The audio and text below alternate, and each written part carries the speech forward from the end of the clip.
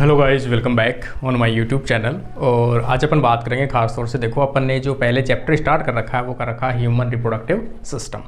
Human reproductive system में आज अपना जो टॉपिक रहेगा, देखो जो बेसिक टर्म्स थे या बेसिक जो इंट्रोडक्शन था वो लास्ट चैप्टर पार्ट फर्स्ट के अंदर अपने कंप्लीट किया था। उसी को आगे बढ़ाते हुए पार्ट सेकंड के बारे में आज अपन डिस्कस करेंगे, क्योंकि ये जो टॉपिक है वो आपको NCERT, CSIR net, life science, इसके अलावा आपके फर्स्ट ग्रेड के अंदर इंक्लूडेड है। तो उसी के रिगार्डिंग आज अपन देखते हैं। सबसे पहले आप देखेंगे male reproductive system. Mail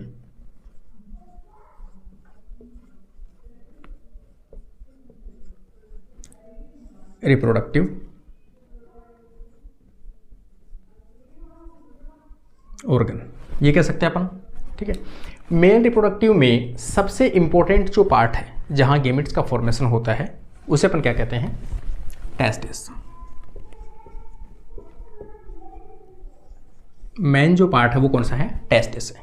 testis के रिलेटेड जो भी ऑर्गन टेस्टिस में हेल्पिंग करते हैं या फिर इनकी सहायक ग्रंथियां हैं या फिर सहायक ऑर्गन है, वो सभी कहीं ना कहीं गेमिट फॉर्मेशन में सहायक होते हैं। ठीक है, तो अपने को सबसे इंपॉर्टेंट पढ़ना है वो है टेस्टिस।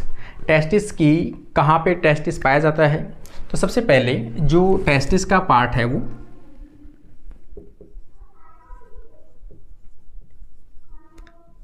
एब्डोमेन रीजन में पाया जाता है। बॉडी के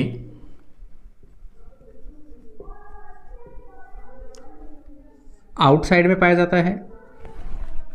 इसके अलावा टेस्टिस पेयर के रूप में होता है। इसके अलावा और अगर अपन देखें तो शेप कैसी होती है? ओव्यूल शेप्ड होती है। ठीक है, पेयर के रूप में है। इसके अलावा देखिए अपन टेस्टिस। टेस्टिस को जनरली हिंदी के अंदर वृषण कहते हैं। कितनी जोड़ी है? एक जोड़ी पाई जाती है। ठीक है, टेस्टिस में टेस्टिस को और अगर अपन देखें कि टेस्टिस के आउटर साइड एक लेयर पाई जाती है, थिक लेयर पाई जाती है, मोटी लेयर पाई जाती है, पिगमेंटेड लेयर पाई जाती है, जिसे आप क्या कहते हो?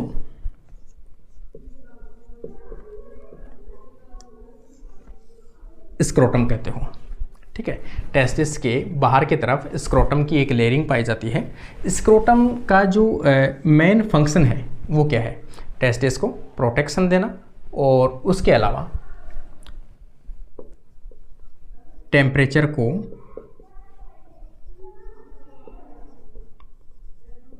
मेंटेन करना। ये टेस्टिस के टेम्परेचर को बॉडी टेम्परेचर से अलग रखता है। क्यों? बॉडी का टेम्परेचर जो है वो 37 डिग्री सेल्सियस है, जबकि स्क्रोटम जो है वो टेस्टिस के टेम्परेचर को बॉडी टेम्परेचर से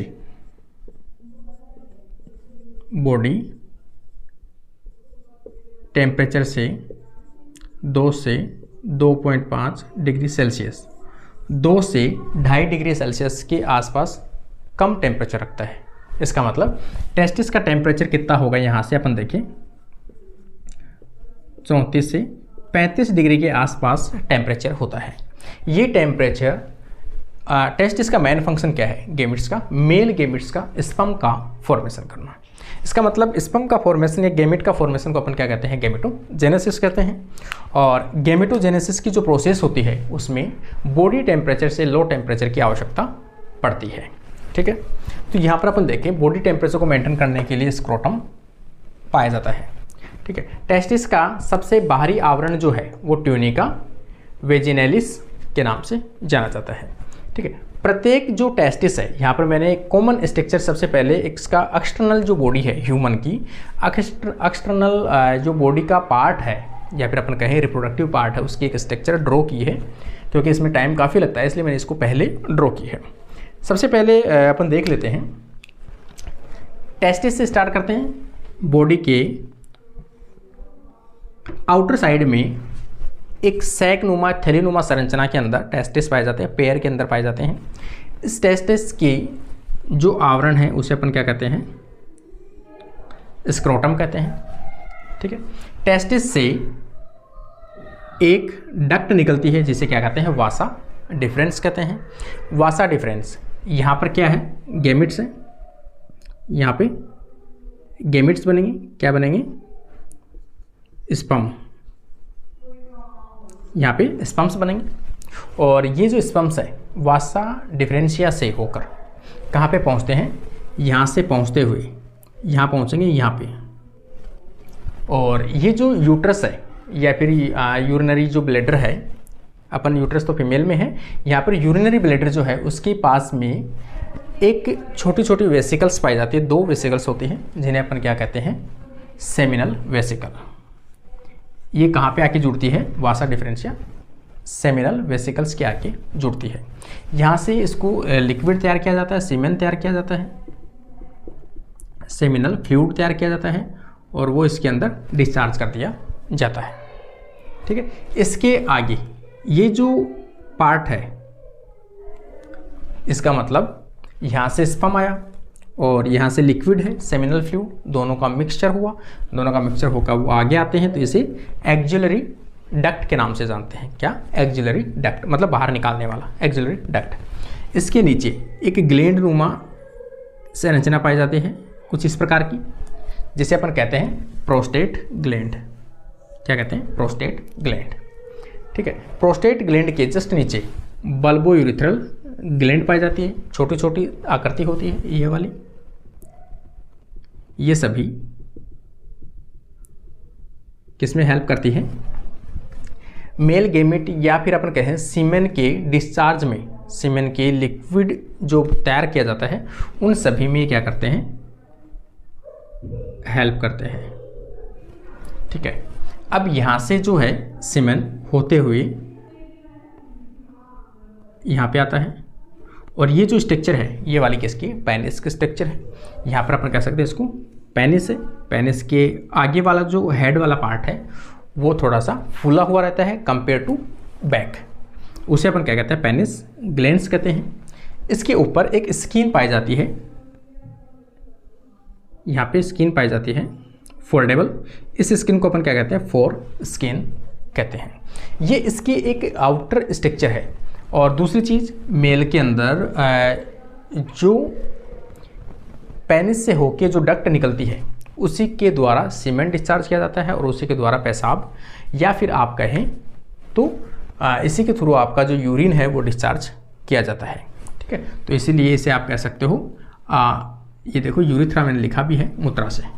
ठीक है ना, तो ये मूत्र मार्ग भी कह सकते हो या यूरिथ्रा कह सकते हो। यहाँ से होते हुए जो यूरिन है वो बॉडी के बाहर की तरफ डिस्चार्ज किया जाता है। अब अपन थोड़ा सा एक डायग्राम और अपन देखें। इसी डायग्राम को यहाँ पर इंटरनल स्ट्रक्चर के अंदर अगर अपन देखें तो कैसे होगा, ये स्ट्रक्चर तो सेम रहेगी। ये स्ट्रक्चर किसकी है, पेनिस की स्ट्रक्चर है। सेम जो ये वाली जो है ये स्किन है, फोर स्किन है। ये वाला जो हेड वाला पार्ट है इसे अपन क्या कहते हैं, ग्लैंड। इसे पेनिस ग्लैंड के नाम से जानते हैं। ये आ ही जाएगा।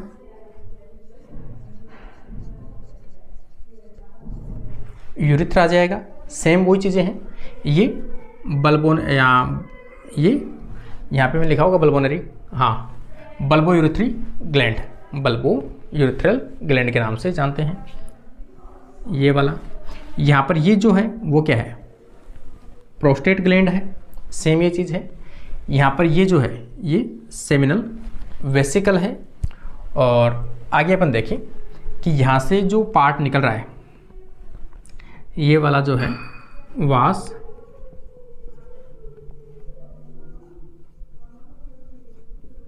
वासा डिफरेंशिया। ये वासा डिफरेंशिया है जो कहाँ से निकलती है, टेस्टिस से निकलकर पेनिस तक जाती है। ये पेनिस का ओपन वाला पार्ट है, यहाँ पर यहाँ तक आती है। ठीक है, तो ये वासा डिफरेंशिया जिसके अंदर से जो सीमन है या फिर स्पर्म जो है वो यहाँ से आता है कुछ इस प्रकार से, ये ऊपर की तरफ आता है। ठीक है, अब अपन बात करें कि प्रत्येक जो टेस्टिस है एक टेस्टिस को अपन ने थोड़ी इंटरनल स्ट्रक्चर के बारे में डिस्कस करते हैं। एक टेस्टिस में छोटे छोटे चैम्बर पाए जाते हैं। टेस्टिस के अंदर छोटे छोटे चैम्बर पाए जाते हैं जिसे अपन कहते हैं टेस्टिकुलर लोब्यूल्स, जिनकी संख्या 250 के आसपास होती है। कितनी होती है? 200 से लेकर 250 के आसपास इनकी संख्या होती है टेस्टिकुलर लोब्यूल्स। प्रत्येक टेस्टिकुलर लोब्यूल्स जो हैं उनके अंदर कुछ अन्य फोल्डेड स्ट्रक्चर पाई जाती है, डक्ट पाई जाती है, जिसे सेमिनिफेरस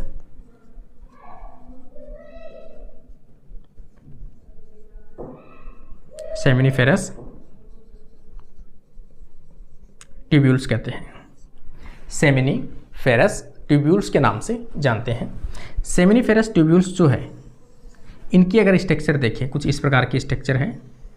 ये स्ट्रक्चर है, इसमें दो प्रकार की सेल्स होती है। एक तो जर्म सेल, ये जर्म सेल है, और यहाँ पे कुछ लॉन्ग बड़ी सेल्स होती है इस प्रकार से। इस प्रकार से जिन्हें सर्टोली सेल कहते हैं। इनको क्या कहते हैं? Sertoli cell.